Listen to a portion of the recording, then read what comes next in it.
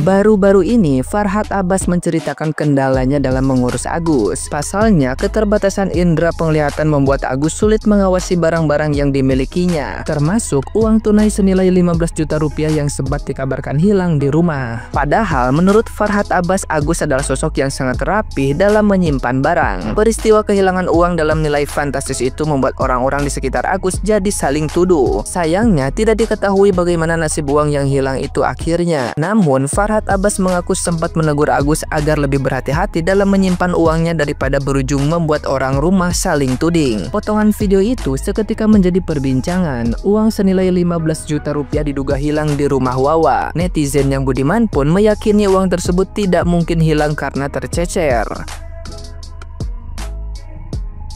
Nah, gimana nih menurut netizen yang terhormat? Silahkan berkomentar ya. Nah lo, siapa tuh yang sudah mencuri? Kau mencuri hatiku, hatiku.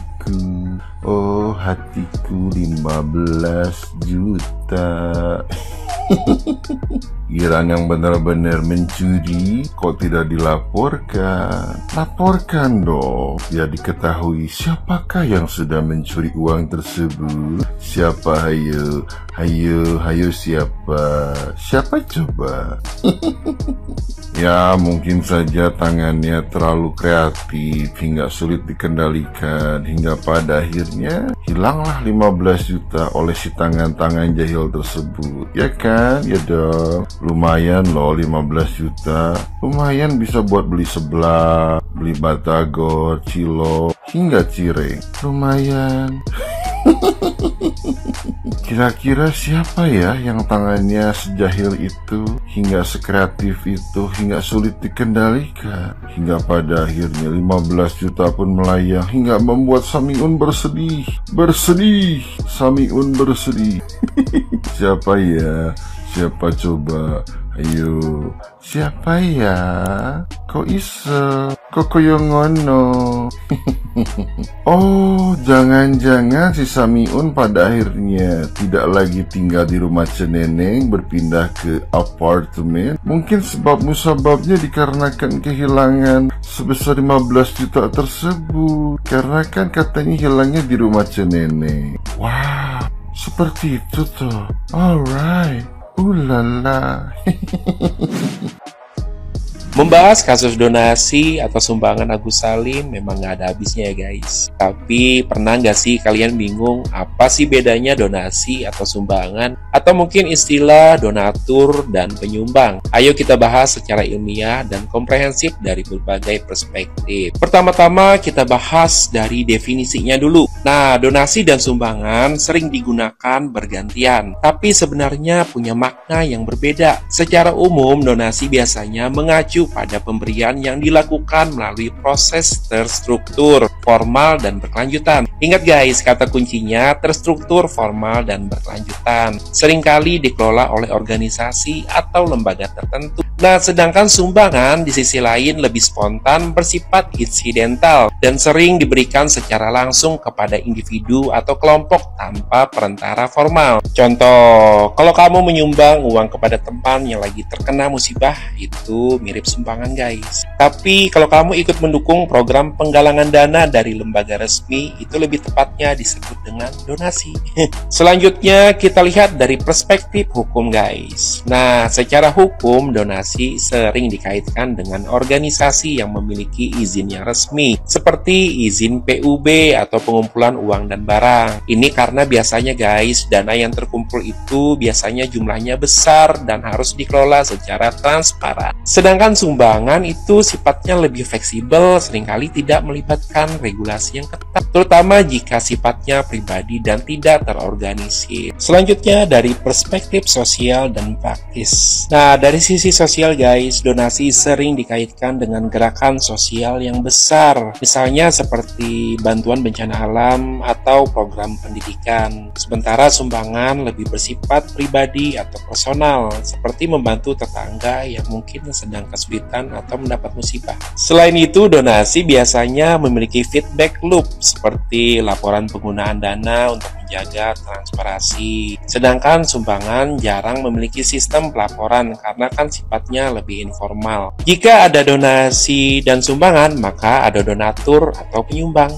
Nah, sekarang bagaimana dengan perbedaan keduanya? Donatur adalah individu atau institusi yang memberikan donasi melalui organisasi atau program yang terstruktur. Ingat guys, terstruktur. Nah, donatur seringkali dihubungkan dengan kontribusi jangka panjang dan sistematis. Ingat ya, ini jangka panjang dan sistematis, artinya berkelanjutan. Selanjutnya, penyumbang. Nah, penyumbang lebih dekat dengan kontribusi langsung kepada penerima, kemudian dilakukan sekali waktu dan tidak melibatkan pengelolaan dana melalui pihak ketiga. Jadi spontanitas guys, atas dasar empati. Misalnya, seorang donatur mungkin mendukung program beasiswa di lembaga pendidikan, tapi seorang penyumbang mungkin hanya memberikan uang kepada korban kecelakaan secara langsung. Kesimpulan. Nah, kesimpulannya guys, donasi dan sumbangan itu berbeda dari sifat dan tujuan serta pengelolaannya. Kemudian begitu juga dengan donatur dan penyumbang, tergantung pada konteks dan cara pemberian bantuannya. Nah, setelah mendengarkan pemaparan dari saya, menurut kalian guys, kira-kira uang yang diterima Agus lebih layak disebut sumbangan atau donasi? Tulis di kolom komentar ya.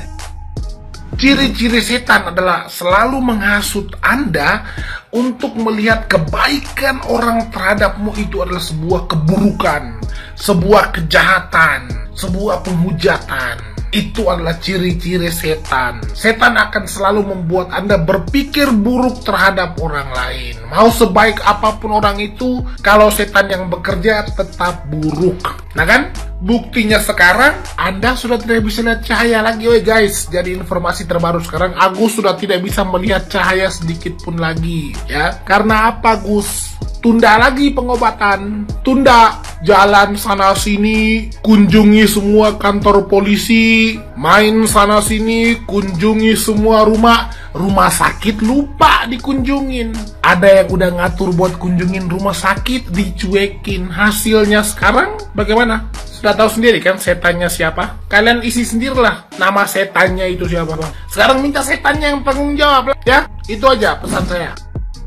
Dengan seiring berjalannya waktu, Agus sedih pun mulai berkurang ya porsinya di media sosial. Udah mulai menghilang kayaknya. Yang muncul tinggal saling sindir-menyindir aja antara pengacaranya Agus sama Nopi. Dan pada akhirnya urusan donasi berubah menjadi urusan harga diri. Karena merasa dicemarkan nama baiknya, merasa dihina, makanya jadi saling melapor. Pada ujungnya Agus terlupakan. Baik pengobatannya ataupun tentang harga dirinya mungkin akan terlupakan. Apalagi kasus donasi ini akan tertimpa nanti dengan berita viral lainnya kan. Karena sekarang memang udah redup. Sekarang ya lebih ke ada urusan PK yang tertolak, atau bukan tertolak, urusan PK yang ditolak Mahkamah Agung.